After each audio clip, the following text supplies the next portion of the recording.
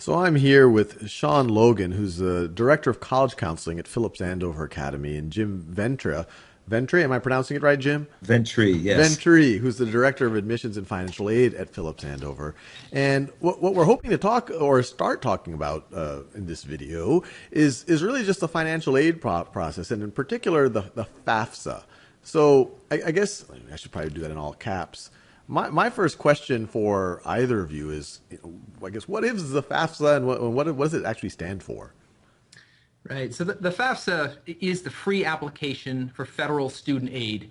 And it's really important for students to realize that free part of this name, because there is an opportunity to get on the web and go to fafsa.com, and somebody will happily help you with it, but you need to pay for it. So the first thing we talk with students a lot about is the FAFSA is a free form. You should not be paying for it. And the title, again, it's by the federal government.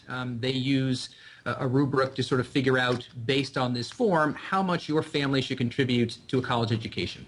And did I get it's free application for federal student aid? Yes. Student aid. And just to hit the point home of what you just said, it should absolutely be free. And there are places where people will charge you to kind of optimize it or fill it out for you, or? That's correct. So the first thing, normally when you start to type in, if you type in on a search engine FAFSA, a lot of times FAFSA.com pops up. It's a legitimate site, but they charge you something like $80, $85 to help you fill out the form. So you want to go to fafsa.ed.gov to start this process. .ed.gov, and there it will be free. And what is, when you fill out this form, and in future videos we'll actually take a look at the form itself, but what, I guess, what do you input into it, and what comes out of it, and who uses that information? I think for many students who are applying to college right now, they are accustomed to telling their story in essays and in various pieces of their application, and they have to think of the FAFSA as just their family's financial story.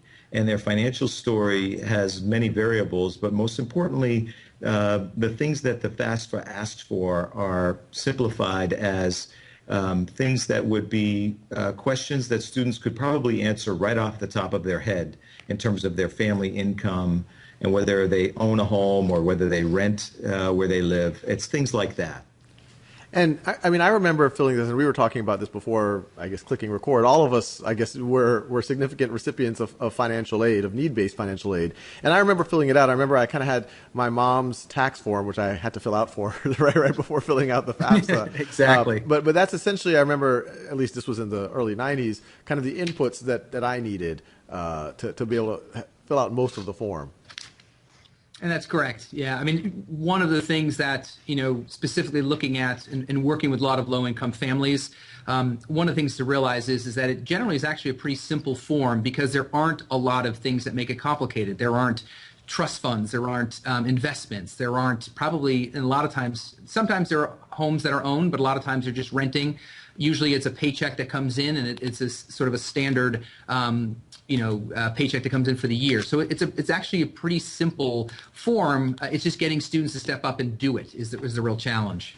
And the reason, obviously, it's pretty obvious why they care about income. That's kind of just the total amount of money your family's making. But then the reason why they care about things like home ownership, and if I remember properly, they ask things about the number of siblings you have, and they try to understand your family's expenses too. And the whole reason is to kind of figure out their ability to pay for college.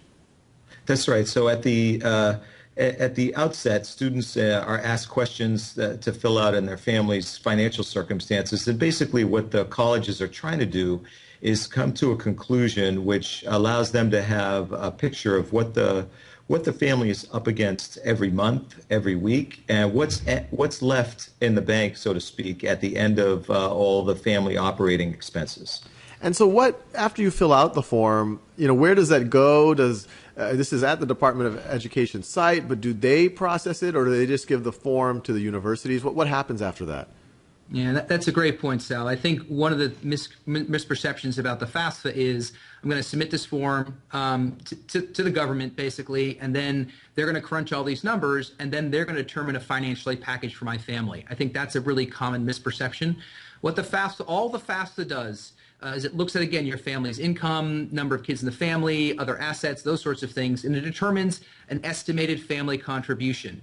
What a college does with that varies greatly. And I think that's something that families need to understand. So all it is going to do is determine a number. That number might mean your family should be able to contribute $1,000 towards your son or daughter's education, $5,000, or $0 for that matter. But that's all it does. I see. And the reason why this, I guess, exists is so that colleges would have a somewhat uniform way of looking at this, and they can feel good that the data is I guess, real.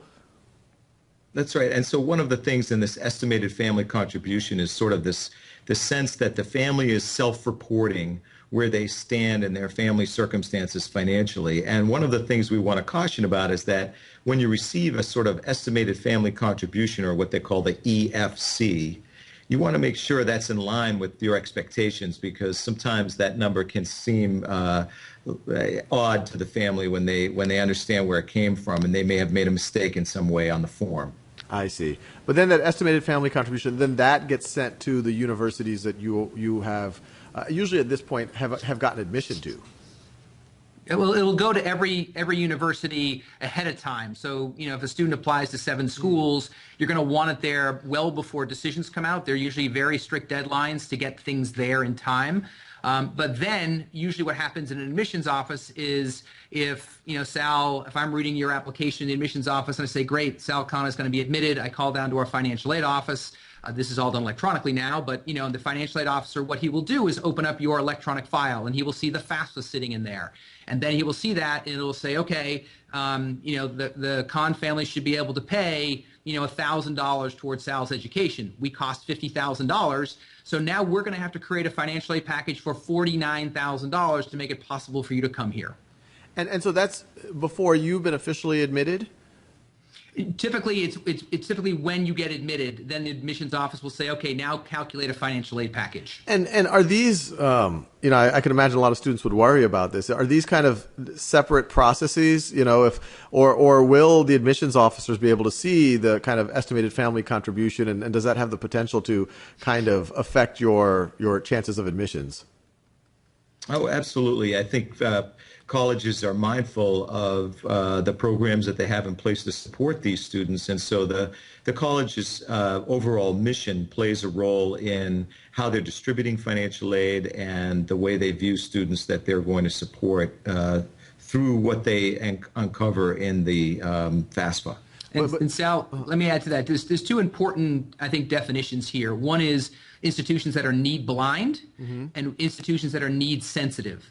And that's an important question for students to ask as they're starting to research colleges.